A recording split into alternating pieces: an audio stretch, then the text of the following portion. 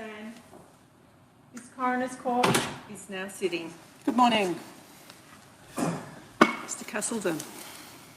May it please Your Honour, my name's Castleton. I appear with my learned friend Mr Harker, assisting Your Honour in relation to Your Honour's inquiry into the Palmer's Oakey Upper Turon fire. Thank you. I'll just take appearances.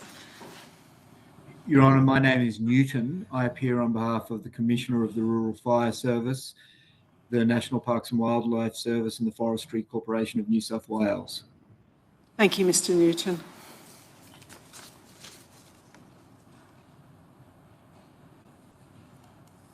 Are there any other parties?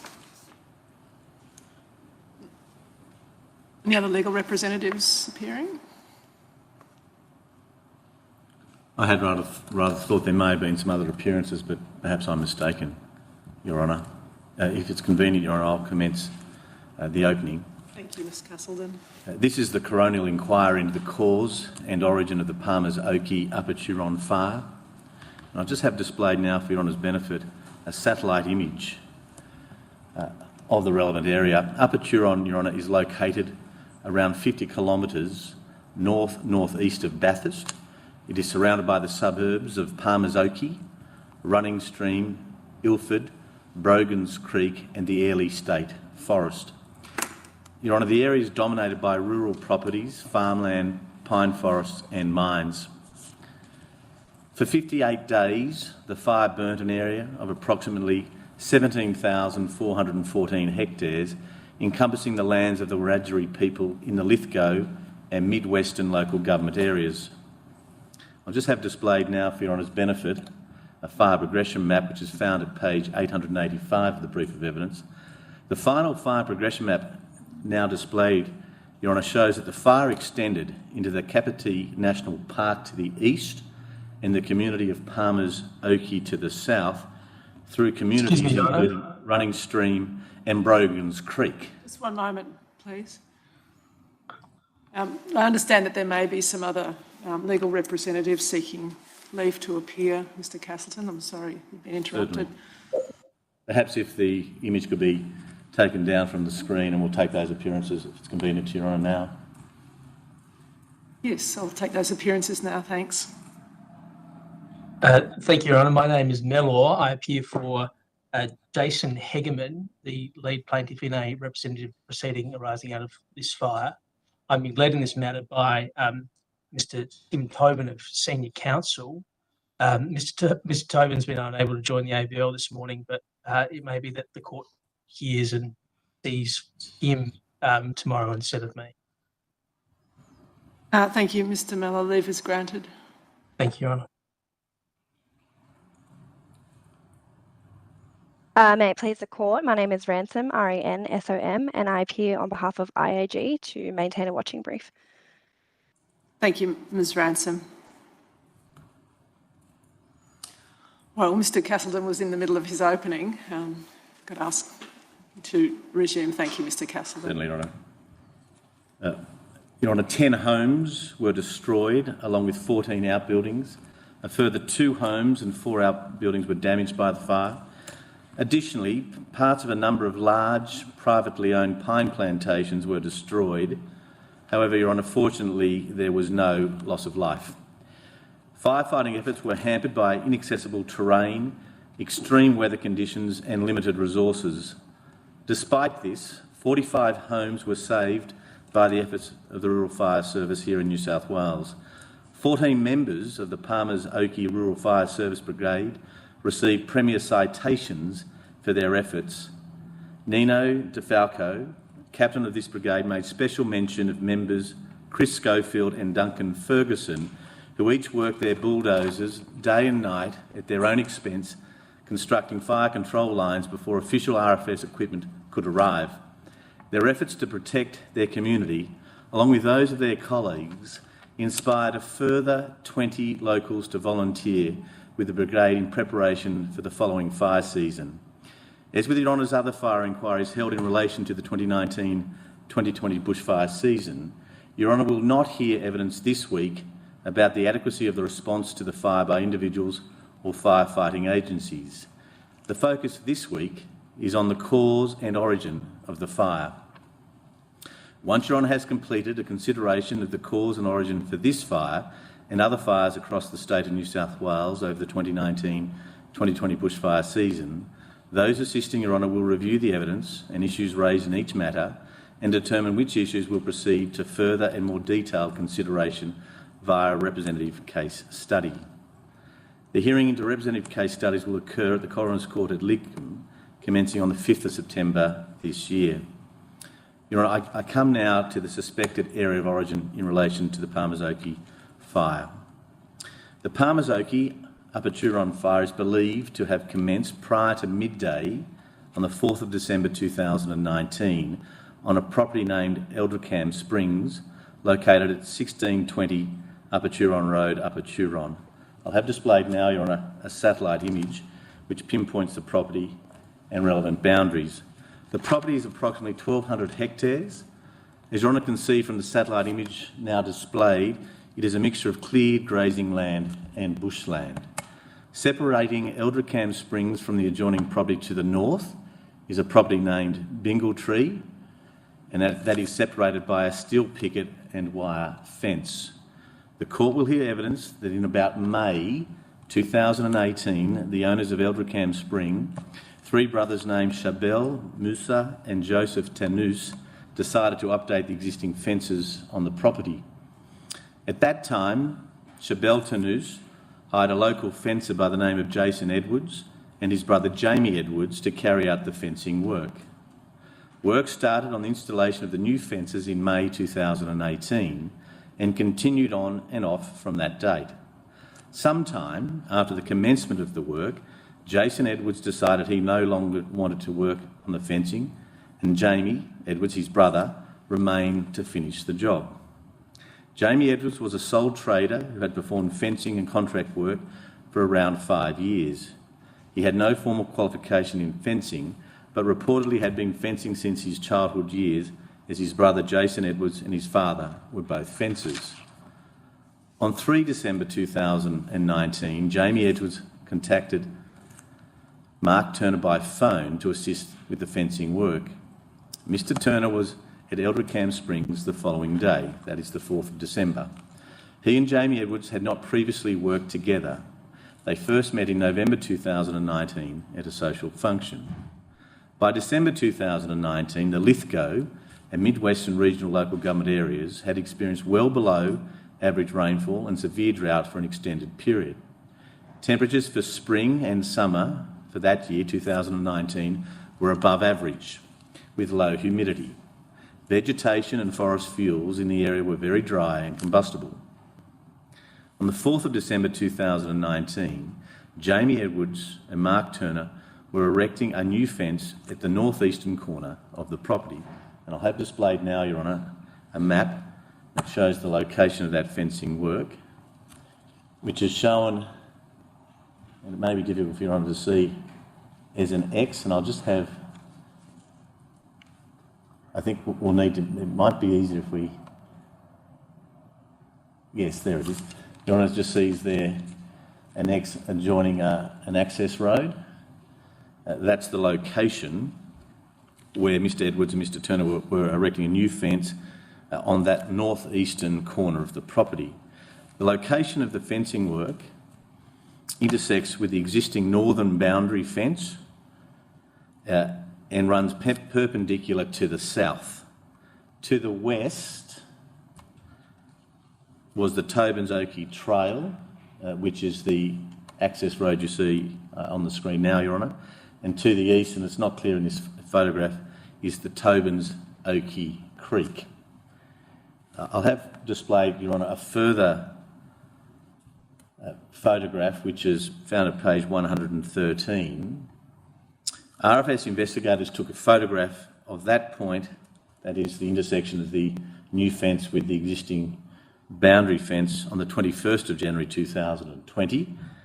On the morning of 4 December 2019, Jamie Edwards and Mark Turner were erecting the light grey, newish metal fence which runs from the existing darker fence towards the hills in the background.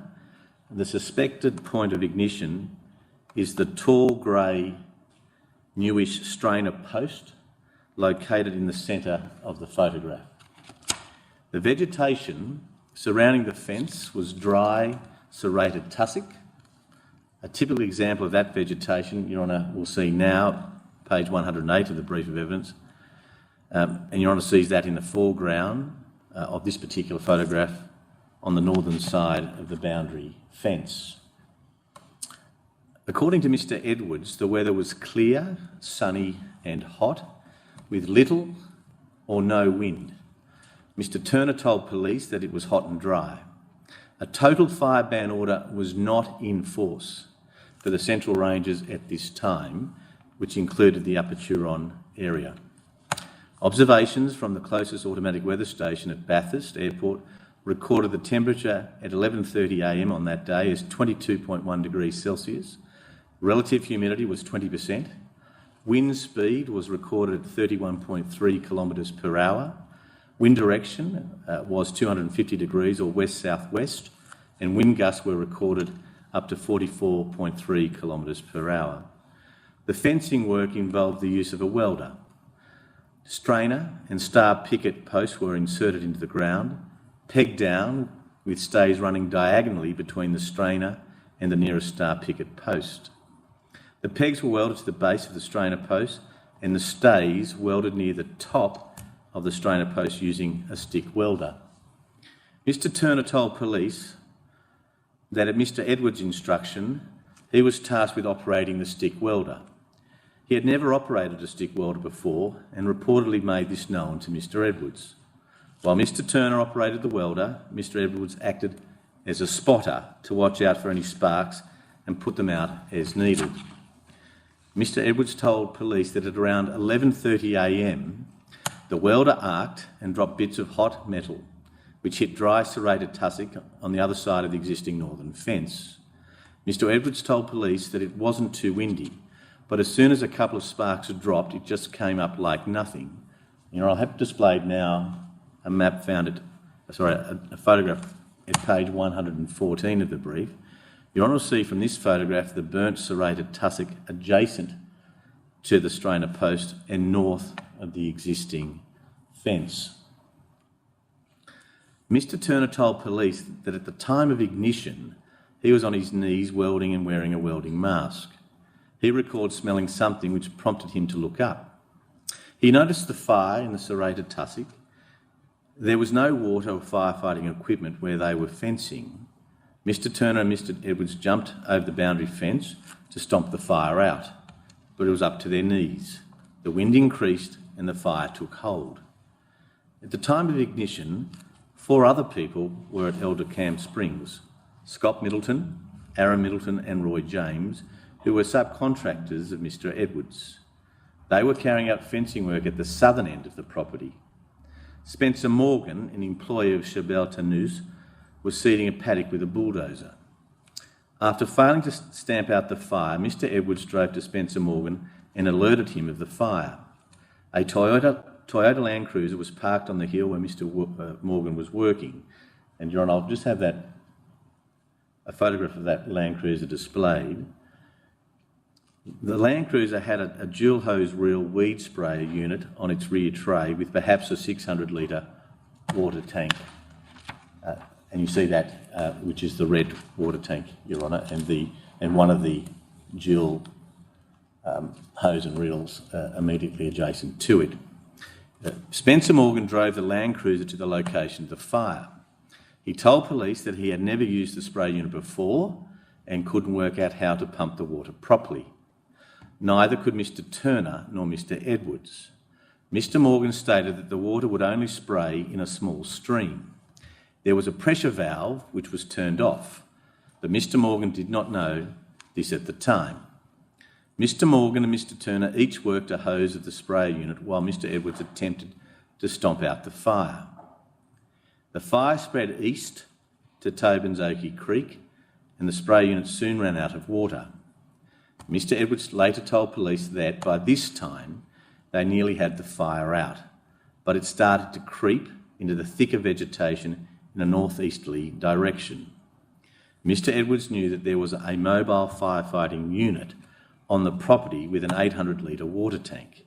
so he drove his vehicle up to get that unit. The unit was full of water, but the jockey wheel on the trailer had collapsed and the drawbar was on the ground.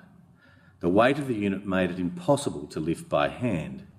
Mr. Edwards attempted to jack the drawbar up, but was unsuccessful. He returned to the fire while Mr. Turner and Mr. Morgan refilled the spray unit at the main house with a garden hose attached to a bore.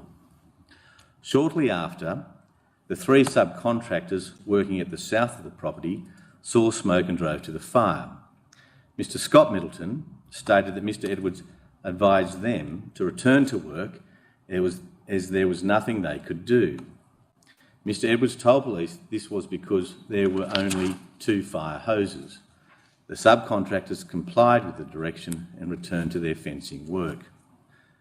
The fire reportedly then took hold in the thicker vegetation in Tobin's Oakey Creek, crossed to the eastern side of the creek, continued east up the hill, as can be seen in this next photograph taken 8 days after ignition.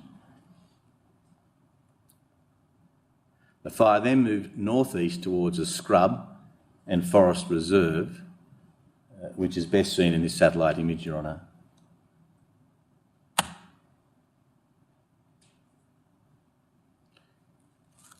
Mr. Edwards and Mr. Turner drove the Toyota Land Cruiser with the spray unit along a dirt road to attempt to stop the fire from entering the forest reserve, but this proved to be unsuccessful, as was the use of the sprayer unit.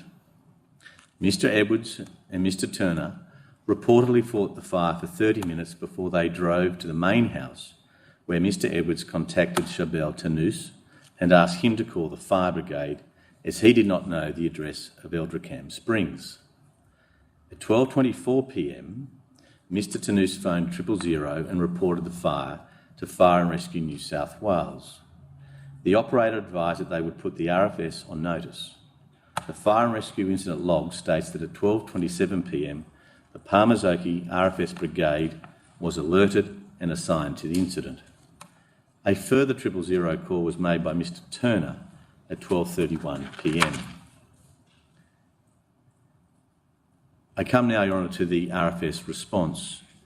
James Ferguson, an officer of the Palmers Oakey RFS brigade, drove directly to the site in a private work vehicle equipped with a quick spray unit in its rear tray. The spray unit had a 600-litre water tank and 2 remote hose reels. The spray unit was classed as a weed sprayer but capable of fighting smaller fires as a quick strike vehicle. He arrived on site at about 1:15 p.m. and saw 6 people were fighting the fire by hand but with no real equipment. No other RFS personnel were on the scene. By this time, the fire had spread east of Tobin's Oakey Creek, about 500 to 600 metres up the hill. There was fire damage to the western side of Tobin's Oakey Creek along the Eldrickham Springs and Bingletree boundary fence line, but it had been extinguished and there was no smoke or visible flame in this area. In his own words, James Ferguson described the wind at the time as follows: an actual unusual wind, even though it was a southwesterly wind blowing to the north, it would then flick around and blow out at the north for 30 or 40 seconds and then change back, which had a swirling effect, with the smoke going upwards, limiting the vision north to 50, 100 metres at the most. The fire on the northern side was only small, under 30 centimetres in flame height, but was erratic and would vary from having no flames at all to times when a gust of wind would bring the flame back up and the fire would travel quickly before settling down again when the wind changed. The first 2 official RFS vehicles arrived at the site of the fire between 1:30 p.m. and 2 p.m. Over the preceding hours, several further New South Wales Rural Fire Service appliances arrived. Mr. Ferguson refilled his truck with water and drove across the gully to meet up with the crews of Sally Flats 7 and Wattle Tree 7. According to Mr. Ferguson, he entered the scrub and could hear the fire change. Mr. Ferguson states, "As we got in there, I could hear the fire change from what I call a normal fire to a fire starting to express into a tree leaping into the canopy, and it had that woof sound. Anyone that's been at a fire and seen it start to take off, it actually starts to suck and make a woof like a train sort of sound. Chris and I looked at one another and we just rolled our hoses up and said, we're not going in there, it's unsafe. Let's get out of here and start a new strategy. From the spark of a welder, and despite the best efforts of the RFS, by around 3 p.m, approximately 20 hectares had burnt before the crews lost control of the fire, and it took hold in bushland on a hilltop too steep for vehicular access and too rugged to place ground crews in. The fire continued to move to the northeast, as shown on the fire progression map for 4 December 2019.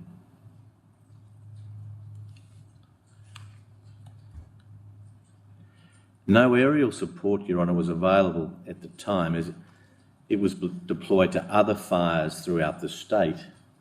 As shown on this larger progression map for the 4th to the 5th of December 2019, the RFS had to respond to multiple fires in the region, including the mega Gospers Mountain Fire, which Your Honour heard evidence on last week. In the days and weeks that followed, the Palmer's Oakey Upper Turon fire continued to burn despite the best efforts of the RFS. On the 5th of December 2019, terrain, which one local described as so steep and inaccessible you wouldn't be able to ride a horse into it, hindered firefighting efforts further. A Firebird 281 helicopter provided air support and dropped water in front of the fire. However, the fire had spread to approximately 100 hectares and was burning in terrain that was inaccessible with steep hills and close rocky outcrops. The first line scan of the fire were taken the following day, that is the 6th of December 2019, which Your Honour sees on screen now. That night, Mr Ferguson, who was in charge of the night shift, engaged a bulldozer to create a firebreak adjacent to the Knights Gully at Stony Ridge. The fire, however, breached that containment line and soon burnt into the gully. Photographs of the fire taken from the air on the 10th of December 2019, which are on screen now, Your Honour, show the difficult topography faced by the RFS. Not only was it hilly, but incredibly remote. The uneven topography and extreme weather conditions meant that fire behaviour was erratic and the fire would spot unpredictably. On 11 December 2019, the Palmer's Oakey fire jumped the Turon River. At that time, it was brought within the Section 44 declaration that included the Upper Hunter, Mid-Western and part of the Muswellbrook local government areas. The fire continued to spread. As Your Honour will see from the next image displayed, a line scan taken on the 16th of December showed no signs of the fire abating. On 17 December 2019, the fire reached pine forest and spread rapidly. Up until 21 December 2019, the RFS's efforts to protect property had been successful. On this day, however, in extreme fire conditions, the fire breached containment lines and commenced a significant run. New South Wales RFS issued an emergency bushfire warning to residents in the Razorback and Cherry Tree areas. The fire spotted over the Castlereagh Highway and was mapped in this particular fire progression map as spreading approximately 8 kilometres to the east-northeast before subsequently spreading a further 3 kilometres to the north. It is extreme and abnormal for a fire to spread in excess of 8 kilometres in a single day. A strategy was developed for a large air tanker drop to reduce the fire intensity and therefore the easterly spread of the fire.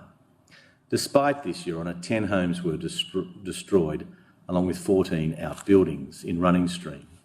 Privately owned pine forests were destroyed and the fire was reported to be approximately 2,307 hectares in size. Over the coming days, the fire grew significantly. By 27 December 2019, it was reported to be 12,891 hectares.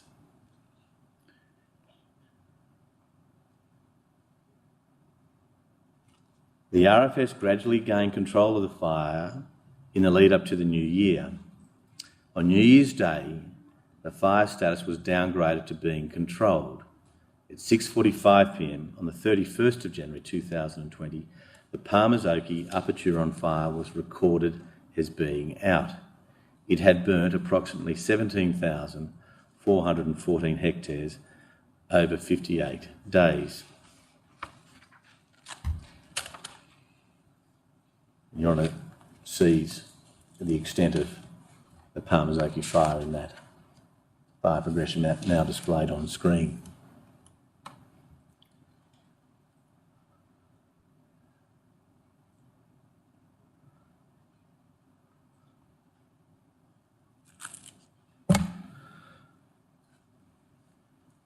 Your Honour, I now come to cause and origin of this particular fire.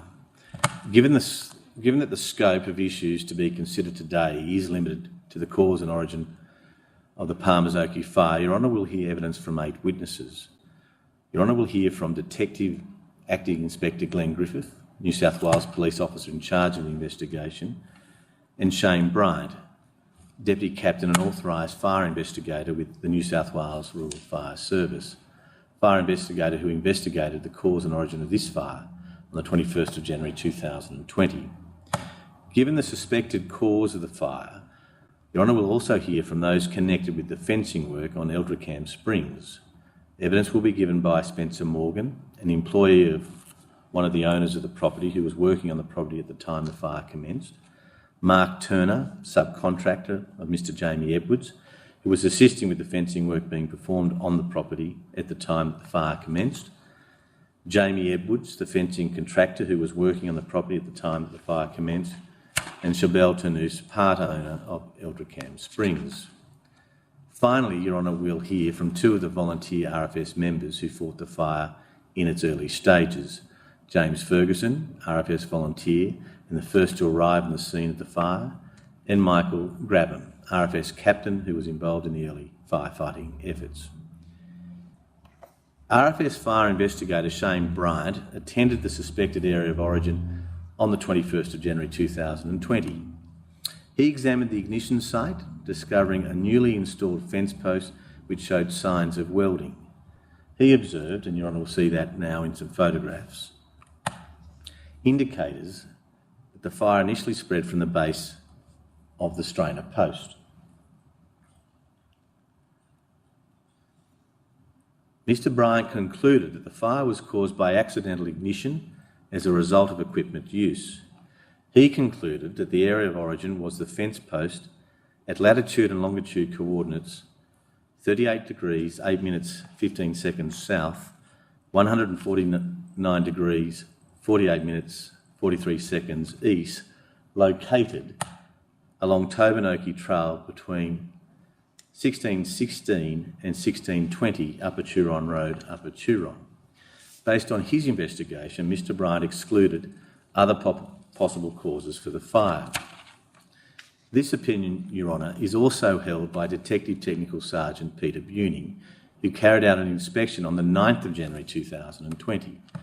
Unfortunately, Detective Sergeant Buning is unavailable to give evidence this week. Detective Sergeant Buning made several significant observations about the origin of the fire. At the suspected area of origin, he identified a large cylindrical metal pole was vertical in the ground on the main property boundary fence. A second metal pole with smaller circumference was attached to the large cylindrical pole and was positioned as approximately 45 degrees to the south into the ground. Where the 2 poles met, there was evidence indicating they had been welded together during construction.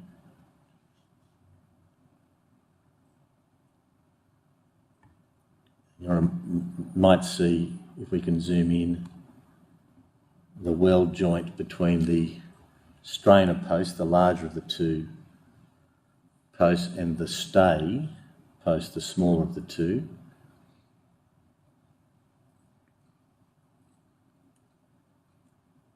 Detective Buning identified and marked 3 burnt serrated tussocks, which he identified as markers 3, 4 and 6 on this particular photograph, which is on screen now, and they are positioned to the north and east of the strain of posts, which was shown a moment ago. The angle of char on the serrated tussock at each of these points, in Detective Buning's opinion, indicated that the fire at these points was moving in a northerly direction away from the fence line. That is the boundary line between the Eldrecam Springs and the Bingletree properties. And finally, of relevance, Detective Buning observed sooting on a rock shown at the location marker 5. And if we just zoom in on that, the pattern of the soot indicated to Detective Buning that the direction of travel was in a northerly direction away from the fence line.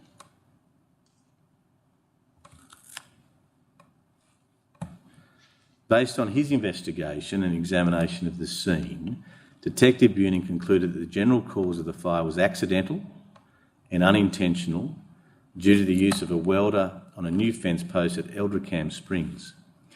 In Detective Buning's opinion, sparks from the welder ignited the fire, which then became established and continued in a north and northeasterly direction. The area of origin was on the boundary fence between the properties Bingletree and Eldrecam Springs, where a new fence line was being constructed on the Eldrecam Spring property. It is anticipated that the evidence that Your Honour hears today and tomorrow about the cause and origin of the Palmer's Oakey Upper Turon fire will confirm this opinion. If it's convenient, Your Honour, I tender the Palmer's Oakey Upper Turon brief, which I'm instructed should be marked Exhibit 58A. Yes, thank you, Mr. Castleton. That will be Exhibit 58A. And if it's convenient, Your Honour, I propose now to call Detective Acting Inspector Glenn Griffith.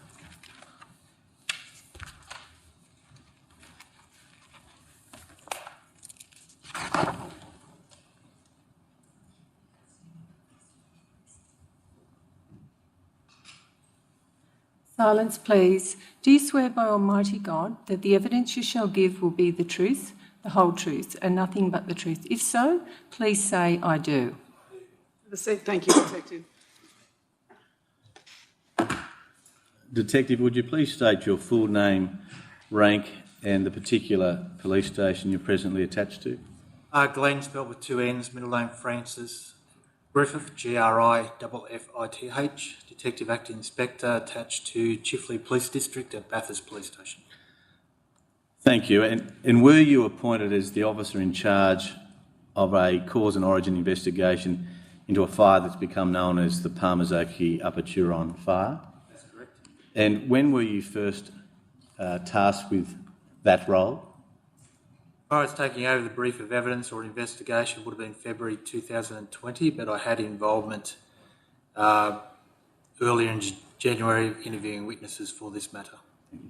And have you provided a statement dated the 9th of February 2021 in relation to the investigation that was undertaken by New South Wales Police in respect of the origin and cause of this particular fire?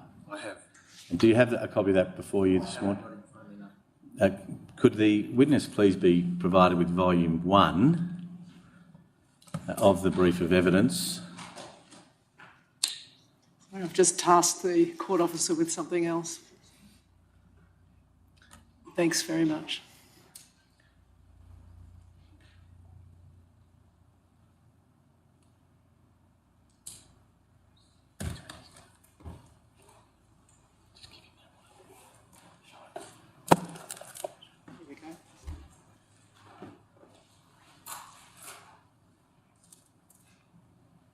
Thank you.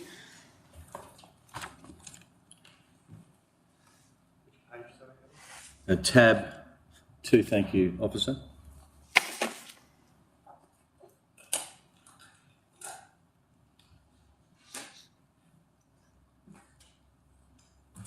Thank you.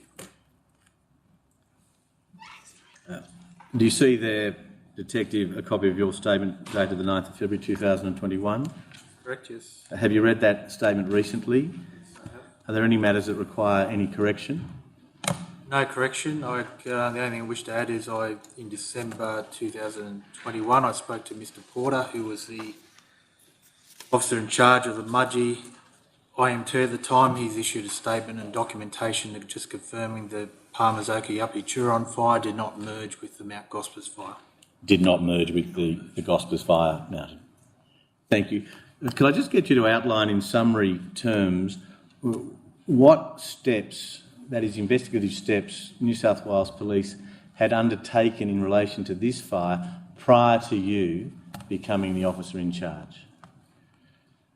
As you've indicated, the fire started in the Upper Turon area at the property Eldrick Cam, which is in what we refer to as the Chifley Police District, which is my command.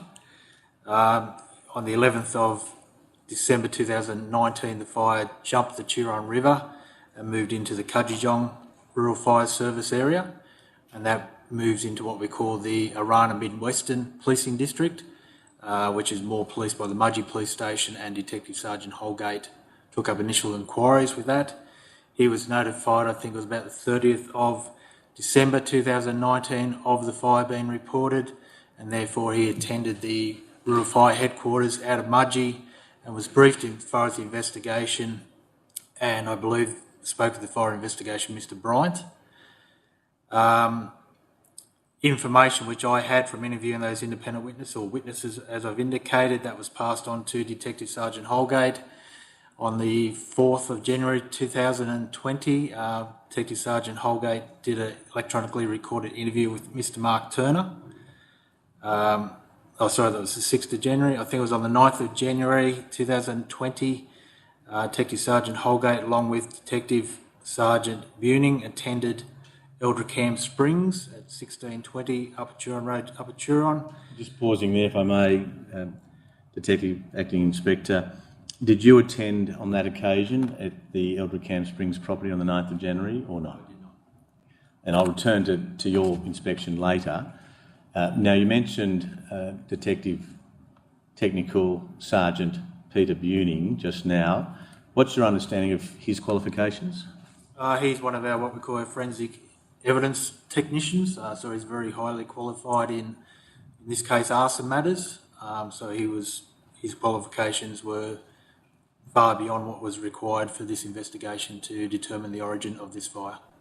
And again, from your inquiries and investigation, what was your understanding of the purpose as to why Detectives Holgate and Buning attended 1620 Upper Turon Road on the 9th of January 2020? The information obviously being passed on to Detectives Holgate as far as the point of origin for the fire and potential cause of the fire being on that property. So they obviously attended there to confirm that information, and with Detective Buning's knowledge and experience was to thoroughly examine that area and document it as he has in his statement. And as part of your preparation of the brief of evidence for Her Honour, was there a statement or an expert report provided by Detective Technical Sergeant Peter Buning in relation to the cause and origin of this fire? That's correct. And what was that opinion? His opinion, as you've indicated there, was accidental. It was the origin of the fire was at the base of that vertical metal straining post. There was evidence of the tussock grass had caught fire from that. He eliminated all other causes as far as lightning, electrical, and any other potential causes of fire. So he's determined it to be accidental, as caused by the electrical welder. I may have misheard you just now, Detective Acting Inspector, but I thought you mentioned at the base, to your understanding, the welding joint that may have been responsible for the ignition caused at the upper part of the strainer post where a stay was welded to it? That's correct. So towards the top of the vertical straining post, there is a metal stay which is normally approximately 45-degree angle, and that was obvious evidence that the welding had taken place to fix that straining post to the stay. From your inquiries, do you know who was undertaking that welding work at the time that this fire may have commenced? The information and during the interviews conducted with Mr Turner and also Mr Edwards, it's been nominated Mr Mark Turner was operating the welder at that particular time. And do you know whether he was standing or on his knees at the time that he was undertaking that welding work, that is the stay that was at a 45-degree angle to be joined with the strainer post, or not? There was evidence, obviously, towards the top of the post where the stay is welded to the vertical straining post, so that's obvious evidence of welding. There was no obvious evidence to indicate there was welding at the base of the straining post. I know in their interviews they indicate they do pegging, which is a star picket driven into the ground at 45-degree angle below the ground level to secure the post into the ground. There's no evidence of the other end of the stay, if you like, where it enters the ground, of this pegging taking place either, as far as the welding indicated at that point of view. The indication by the fire where the tussock had caught fire wasn't at the point where the stay enters the ground. It was below the point of origin, or the welding point where it fixes to the straining post. In the evidence of Mr Turner, he was unsure. He was indicating he was kneeling and operating through a welding helmet. He was unsure exactly what point, whether he was welding down low at ground level or up higher, fixing the stay to the straining post, but he did concede after Detective Sergeant Holgate showed him an image or a photo of that weld of the straining post and the stay post, that's most likely where he was welding. The evidence of Mr Edwards was that Mr Turner was welding the upper point of the stay post to the straining post. And from your review of Detective Buning's statement, did the fire, in his opinion, start on the northern side of that boundary fence that separates the Bingletree property from the Eldrickham Springs property? That's correct. And in his opinion, in what general direction did that fire spread in its early stages from that point of origin? Early stages, there was more that sort of east along the fence line, which goes towards Tobin's Obi Creek, and also in the northeasterly direction towards that creek line again and up towards the hill range, if you like. There was also evidence later on where the fire had spread back on the southern side of that boundary fence back into Eldrickham Springs. I'll just see if we can have displayed just now, Detective Acting Inspector, a photograph of the relevant property, that is the Eldrickham Springs property. And I'll just have brought up, please, volume 4, page 972.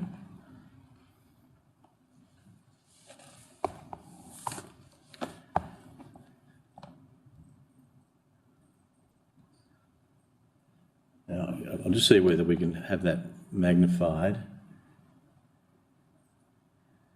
I'm just pausing there, if we may.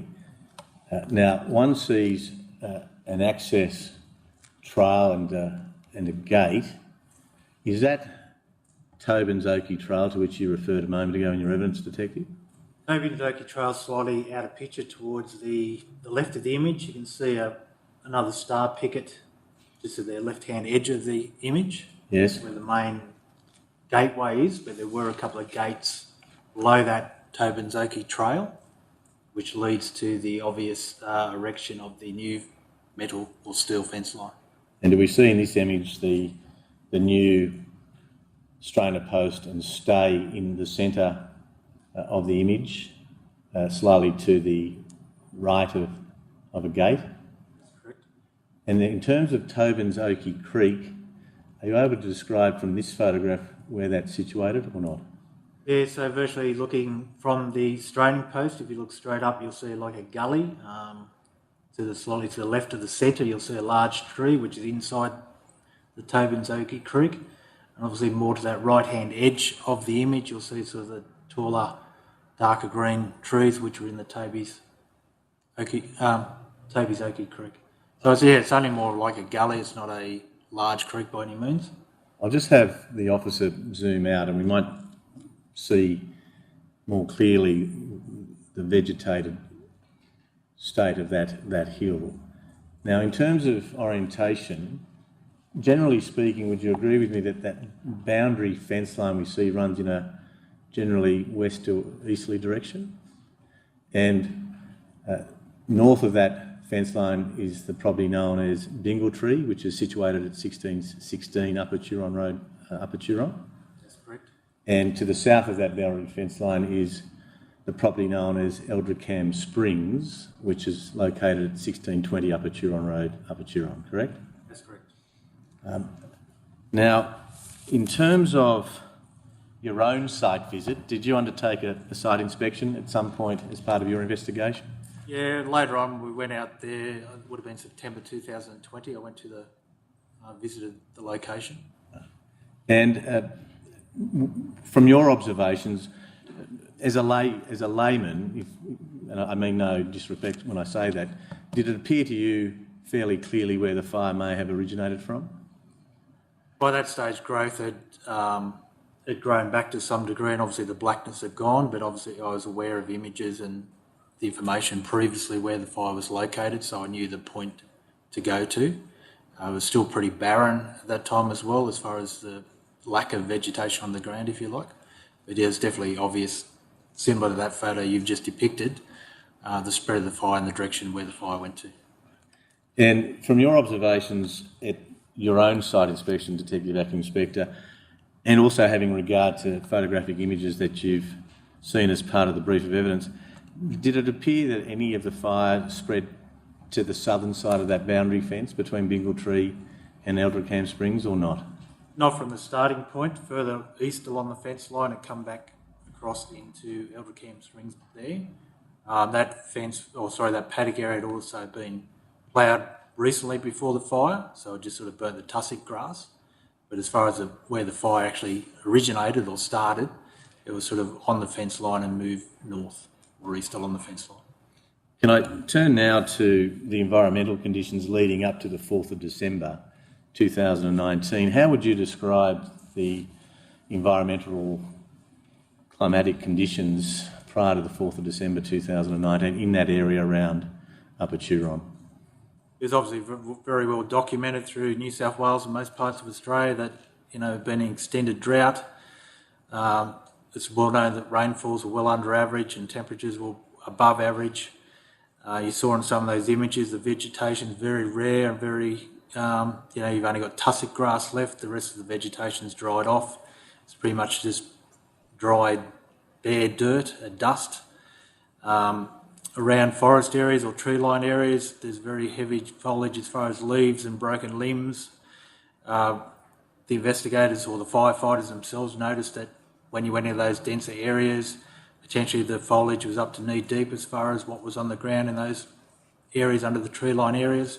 But as far as the general foliage areas, there was no water around, the creeks were dry, the dams were very dry as well. And as far as vegetation, particularly for stock, it was limited and mostly was done by hand feeding.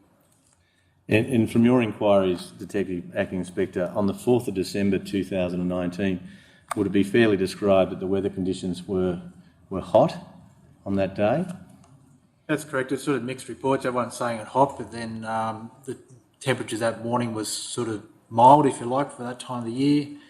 But as the day increased, it got hot again. The wind conditions were varied during the day as well. The evidence of several of the firefighters and witnesses indicated initially the wind was calm in that early mid-morning, late morning period before the fire took hold. And as you described, it was dry. Yes, very dry.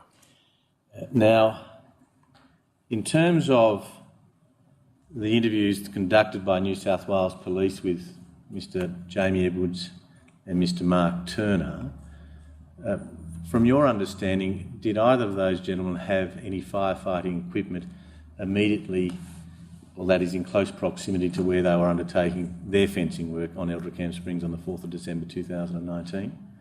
No, there was not. They admitted they weren't pre-prepared for firefighting in case of the event which did occur. There was no equipment on their vehicle. And there's evidence, I think, from Mr. Spencer Morgan that he observed, fencing equipment like air compressors and welders on the rear of Mr Edwards' vehicle, but no sign of any firefighting unit or water equipment. Was there located, based on your investigations, some firefighting equipment available on the property known as Eldrickham Springs on the 4th of December 2019? That's correct. The property runs a Toyota Hilux or Land Cruiser utility tabletop, which is fitted out with a large 600 or 650 litre firefighting unit with the dual hoses on the rear, and that was in the near area where the fire occurred, in the area where Mr Spencer was operating a bulldozer and cedar. That would have been back approximately halfway back up towards the house line from where Mr Edwards and Mr Turner were fencing. There was further evidence that there was... Just pausing there, I might just have brought up, if it's convenient, a photograph of that Land Cruiser that you've just mentioned in your evidence, Detective Acting Inspector, and if that could be... It's found in volume 4, and if page 986 could be displayed.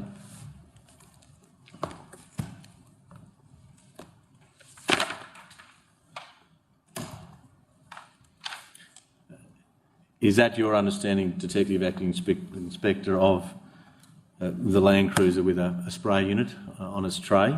That's correct. That's the vehicle inspected by Detective Sergeant Holgate on the 9th of January 2020, I believe, and he took a number of images of that particular vehicle and the equipment on the rear. And is it, to your understanding, a dual hose and reel unit? That's correct. If you look at the rear of the utility, you've got a large white wheel. There's two of those on the left and right hand side of the tray, and they both operate firefighting hose reels, spray unit. I might just have displayed page 989 of the same tab, which is... And in terms of the capacity, the tank that we see, which is red in colour, what's your understanding of the capacity of that tank in terms of...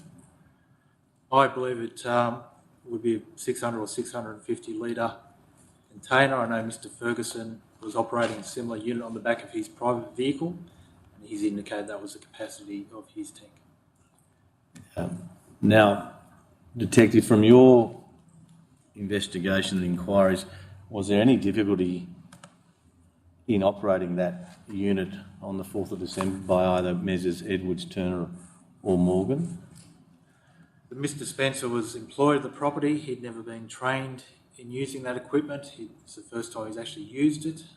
He had been informed by a co-worker, Mr Wilson, that the unit was to be kept filled with water for a firefighting season and if they're operating equipment, but he's never instructed how to use it and in fact never used it prior. There's evidence from Mr Turner and also Mr Edwards, the fact that they've never used one either prior and they had no idea how to operate it on the 4th of December 2019, apart from the basic of pulling out the hose and starting the pump and squeezing the trigger nozzle at the end.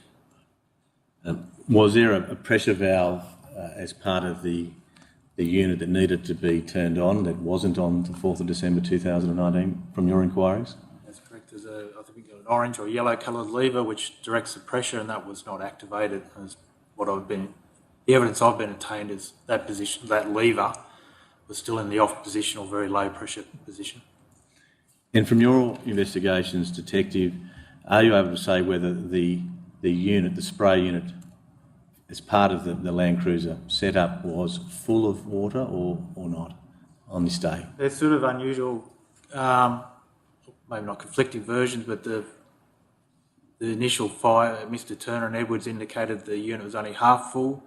There's evidence from Mr Spencer saying the unit was meant to be full, and that was under the instruction of Mr Wilson, who's a co-worker on the property.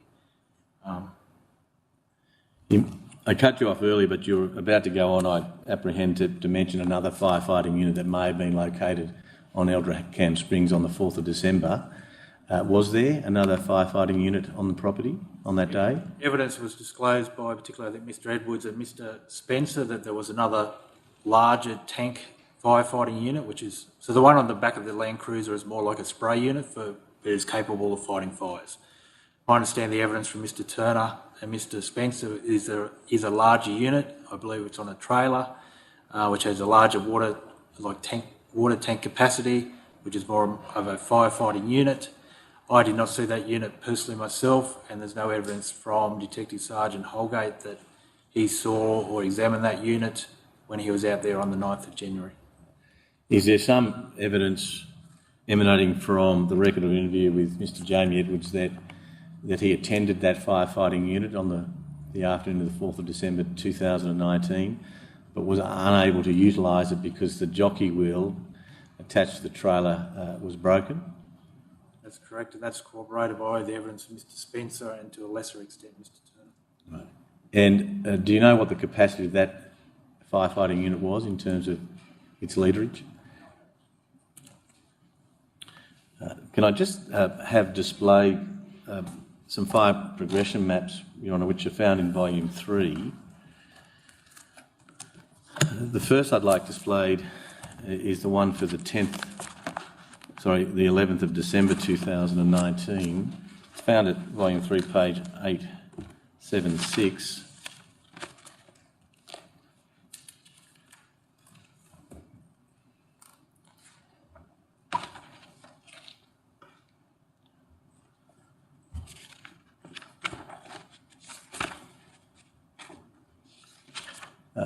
Were you in court earlier today, Detective Acting Inspector, when a fire progression map was shown for the 4th of December 2019? I was here earlier when you displayed those maps in your opening, yes. Well, I'd actually assume that the map that's on screen now is about 7 days later from that earlier one that was displayed. And I'll just have the officer zoom into the Upper Turon Road Palmer's Oakley fire, which is found in the left-hand side of the screen. Now, on the 11th of December 2019, did the fire jump across the Turon River? That's correct. And when it crossed that river, the Turon River, was it then added to an existing Section 44 declaration that was in place at that time? That's correct. That was added by the Mudgee RFS Incident Management Team. Yes. Now, the next fire progression map I'd like displayed, Your Honour, is found at page 879 of volume 3. Is it your understanding, Detective, that on the 21st of December 2019 that the Palmer's Oakley fire commenced a significant run and was mapped as spreading approximately 8 kilometres to the east-northeast before subsequently spreading a further 3 kilometres to the north? That's correct. And is it your understanding that it is extreme and abnormal for a fire to spread in excess of 8 kilometres in a day? And from your investigation, was it on this day, the 21st of December 2018, that a number of properties were destroyed or damaged in an area around Running Stream? And from your investigations, was there in the order of 10 residential homes destroyed on that day? That's correct. And 14 outbuildings destroyed on that day? Correct. And also perhaps a further 2 residential homes damaged? And a number of outbuildings also damaged on that day? Further 4 damaged outbuildings. From your investigations, were the New South Wales Rural Fire Service responders able to save about 45 structures and 74 outbuildings on the 21st of December 2019? That's correct. In terms of the total area burnt by this fire, from your inquiries, was it in the order of 17,414 hectares? Correct. And did it burn for a period of about 58 days? That's correct. Being officially declared out on the 31st of January 2020? And just finally, Detective Acting Inspector, based on all the material that you've collated and reviewed as part of the brief of evidence before Her Honour, have you yourself formed a view as to the likely cause of this particular fire?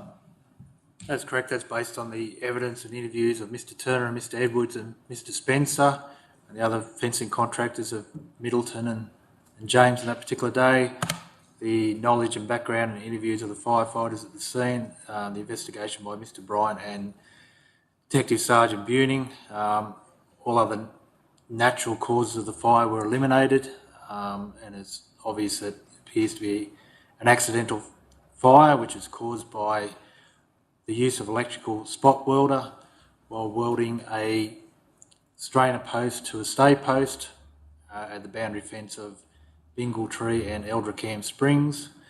As a result of that welding, it appears sparks or ambers have dropped to the base of that straining post and caught fire with the tussock grass on the fence line and on the northern side of that boundary fence. Thank you, Detective. Your Honour, that concludes my examination. Thank you, Detective. If you wouldn't mind just waiting, I'll see if there's any other questions. Mr Newton. No questions, Your Honour. Thank you. Mr Mellor. No questions, Your Honour.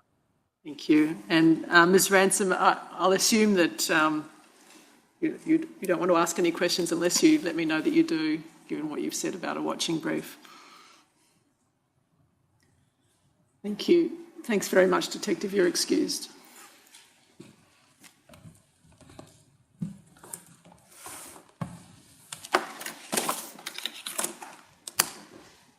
Your Honour, I understand that RFS Fire Investigator Shane Bryant is in the virtual waiting room. If Mr Bryant could be brought in and called as the next witness, please.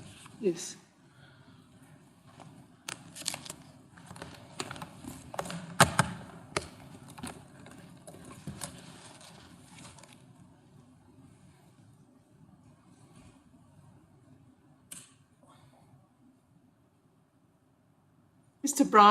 Mr Bryant, can you see and hear us in the courtroom now?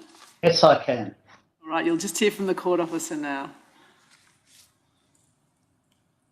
Silence, please. Do you solemnly and sincerely declare and affirm that the evidence you shall give will be the truth, the whole truth, and nothing but the truth? If so, please say, I do. I do. Thank you. Thank you, Mr Bryant. Yes, Mr Castleman. Mr Bryant, would you please state your full name and work address, please? Shane Edward Bryant. It's 8 Jeanette Street, Regentville, New South Wales. And are you an authorised fire investigator and deputy captain with the New South Wales Rural Fire Service? I'm actually a senior deputy captain at the present time, and I am an authorised fire investigator. Have you provided a statement dated the 15th of September 2020 which annexes a fire investigation report that you carried out in January of 2020? Yes, I have. Do you have a copy of each of those two documents with you this morning? Yes, I do. Are there any matters that require any correction? I don't believe so. Could I just have you outline in summary form your education, training, qualifications or experience in relation to the investigation of wildfire or bushfire? I did a bushfire course with the Rural Fire Service, and then I did a structural investigation course with Charles Sturt University. I have many other skills and things that are in the Appendix 1. And in terms of undertaking a cause and origin investigation into wildfire, approximately how many of those have you undertaken? I think in this report I state about so many hundred, but look, last year alone I did 65 wildfire and approximately 12 structural fires. In your statement of 15 September 2020, you indicated you've undertaken at that time 230 investigations of wildfire scenes. Does that sound about right as at that time? Yeah, that's correct. When were you first tasked with undertaking a fire investigation into the Upper Turon Road Palmer's Oakley fire? We were contacted, I think, on the weekend before the 21st of January to proceed up there. I went to Mudgee first to the Fire Control Centre with in company with John O'Gauchi and to obtain details there about the fire. In terms of the details that you obtained, what, if any, information did you obtain in relation to the likely cause of this fire prior to undertaking your site inspection on the 21st of January 2020? The district manager has said that police had been to the scene and had believed that it was an accidental fire due to welding. Keeping that in mind, we then went to see the detective who had been out there. He informed us that the actual chap that was the welder had was in hiding because the locals were out to get him as such. But that was basically the information we got within Mudgee itself. Did you, prior to the conclusion of your report, Mr. Bryant, have any discussion with Detective Peter Buning of the Forensic Evidence Technical Services branch of the New South Wales Police, or not? No. You mentioned speaking to a detective who had been out to the scene from Mudgee. Was that Detective Joshua Holgate, to your recollection, or not? My recollection, that was correct. And in your discussions with Detective Holgate, did he indicate to you whether there'd been any admissions made by any persons who may have been connected with the ignition of this particular fire, or not? I don't recall.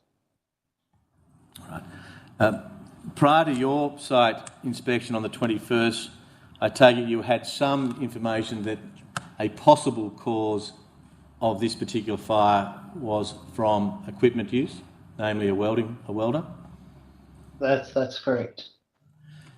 Did you at any time undertake an aerial inspection of the fire ground, or not? No aerial inspection. Did you interview any RFS personnel who may have been on scene in the early stages of the fire's development, or not? I spoke with Mr. Cole, who was group officer from, I think it was Bathurst, which is Chifley region. Spoke to him about it. He gave us some information, and a copy of the canvass report is in my report.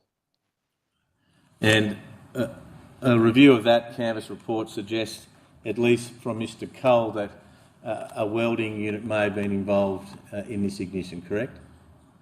Yes, he spoke about a welder being in the area at the time, welding the strainer post. He also spoke about that he had some sort of firefighting unit with him there, but was unable to get it started. Coming, if I may now, Mr. Bryant, to your inspection of the fire scene on the 21st of January, could you just describe your observations of the general area around that boundary fence line between Bingletree and Eldrickham Spring properties? We approached the scene and there was fire on the left of the track. Beyond that, beyond the fence line and the gates, there was no fire. We were there probably, I think it was 5 or 6 weeks after the fire had been there. So a lot of the ash from the fire was blown away by that stage. But the tussocks grass gave us clear indicators at the fire area, adjacent to the fence and to the northeast. I'll just have displayed for your benefit, Mr. Bryant, your image D004, which is found at page 111 of the brief of evidence.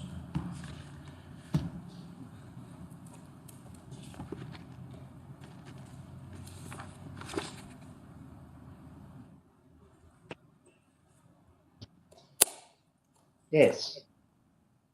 I'll just have that brought up on our screen for Her Honour's benefit. And I'll just see if we can just magnify that slightly. Now, you mentioned tussock grass. Is it your belief that what we see in the foreground of this photograph is a reasonable indication of what the tussock grass may have been, that is, fuel load may have been prior to ignition on the 4th of December 2019? That's correct. And does one see in this photograph a fence line which is running in a generally west to easterly direction? That's correct. And slightly down towards a gully near to an old wooden fence post, does one see a newish metal strainer post? That's correct. With a stay running at about a 45-degree angle from near towards the top of the strainer post diagonally into the ground. That's correct. Now, from your investigation, did you form the opinion that the specific area of origin was likely in and around that strainer post one sees in this image? That's correct. And one sees a number of red and blue flags. Are they to depict advancing fire and backing fire? That's correct. And do the red flags depict advancing fire? That's correct. And does a blue flag indicate backing fire? That's correct. Now, in terms of the methodology that you deployed on this occasion, that is the 21st of January 2020, when you undertook your site inspection, what methodology was that you used?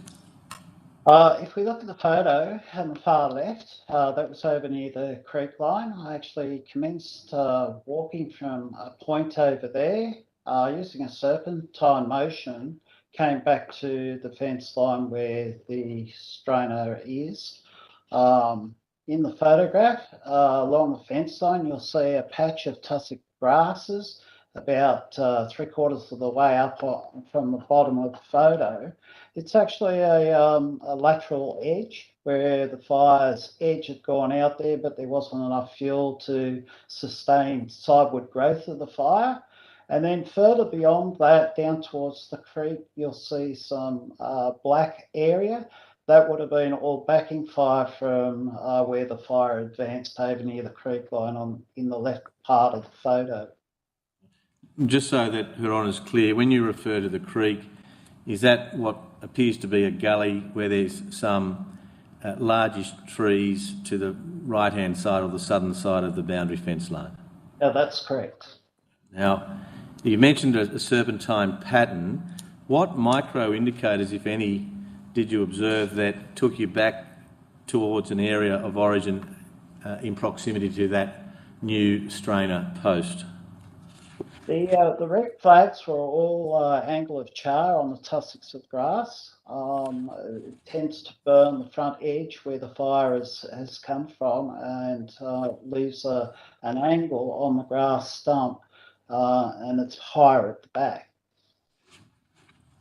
I'll endeavour to have an image brought up that provides an example of that angle of char. Perhaps image D013 at page 120. If there's a better example, Mr. Bryant, please indicate to Her Honour.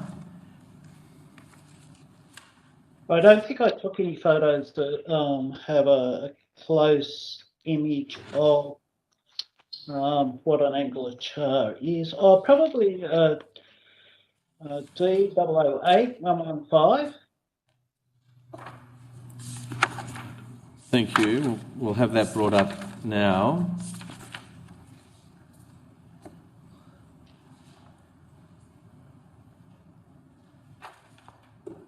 Now, the two blue flags are sort of just off to the right, the centre of the photo, and the red flag below it.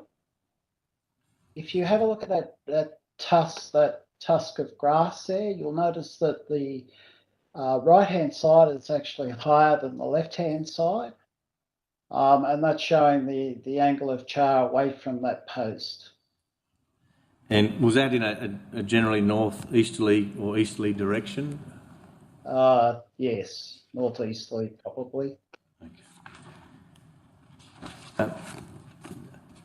Did this particular fireground demonstrate a classic V or U-shaped pattern, bringing it back in towards the strainer post or not? That is the fire's progression? No, it was sort of a very wide pattern near the fence line, which I found a bit unusual. But then, depending on how people weld galvanised pipe will depend on how the spatter actually comes off the pipe. And that's why within the statement and in the report, we talked about it could have been grinding or welding.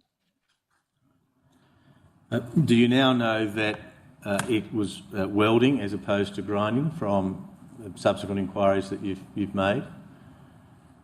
I still can't say whether it was, but being a fitter machinist, I have had training in welding, and I know that gal pipe is, if you don't clean the gal off the pipe, you don't get a clean weld when you weld the steel. And it'll tend to spatter a lot more because of the galvanising on the pipe.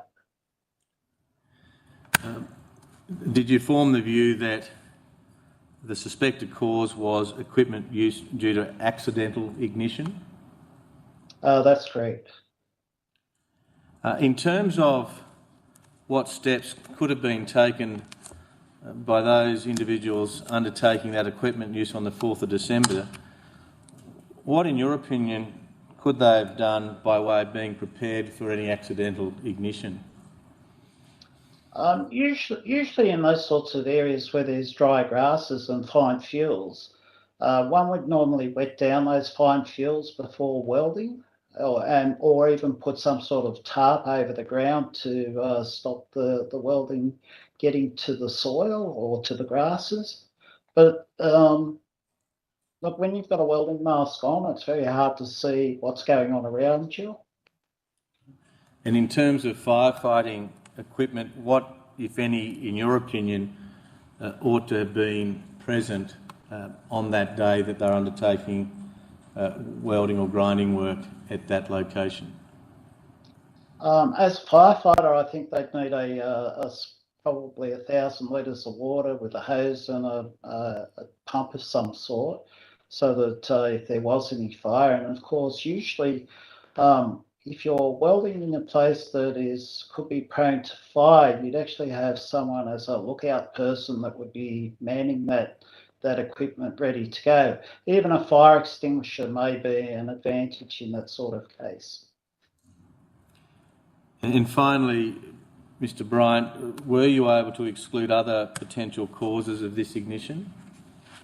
We looked at lightning and there was none for the previous 2 days. There's no rail lines within the area. There are no power lines within the area. It wasn't a place for youth to gather and do whatever youth do. There was no spontaneous combustion at the site. We didn't see any signs of camping at the site, fire pits or anything like that. It was just basically the strainer post and the burnt grasses around there. And did you, as part of your investigation, take some GPS coordinates, that is latitude and longitude coordinates, for the specific area of origin named the strainer post? That's correct. And have you recorded those coordinates in your fire investigation report? That's correct. Your Honour, that concludes the examination of Mr. Bryant. Thank you. Mr. Newton, do you have any questions? I have no questions, Your Honour. Mr. Mellor, do you have any questions? Just briefly, Your Honour, yes. Captain Bryant, I just want to ask a couple of questions about the tussock grass and the nature of that as a fuel source. Is that in your experience, is that a good fuel source, if I can use that term? I don't know what you mean by a good yes, it's probably not a good word. Is that a flammable fuel? As grasses are, they dry out much quicker. They're fine fuels, so with any prolonged drought period, they are usually 100% cured. So yes, they are quite a potential. Let's say that they will ignite very easily. And fire will travel easily through that fuel. Yes. And would the sparks from either welding or grinding falling in that type of fuel would be sufficient to ignite? Yes. Well, welding usually is around 1650 degrees. Most things will burn from about 400 degrees. So yes, molten metal falling onto fine fuels will ignite and cause a fire. And finally, even a fire extinguisher in this situation, if it was to hand, would have been useful in suppressing this fire. I wonder if you're able to express an opinion on what would have been the effect if this fire had been brought to the attention of the RFS earlier than it was. Look, I couldn't comment on that. I don't know what the actual fire spread would have been on the day. I have not looked at the weather, although I think it was about 24 degrees, the temperature in the morning, and then it rose through the day. So I believe the welding from Mr. Cole's statement, he believed it started at 10:30 in the morning, the fire. So the rate of spread, but I haven't really looked at it that closely. Nothing further, Your Honour. Thank you, Mr Mellor. Anything arising? No, thank you, Your Honour. Thank you very much, Mr Bryant. You're excused. Thank you.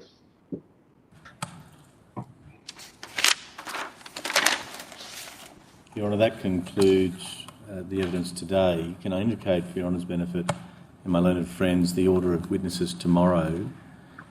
I propose to call at 10 o'clock tomorrow morning Spencer Morgan, followed by Jamie Edwards, Mark Turner and Shabal Tanous.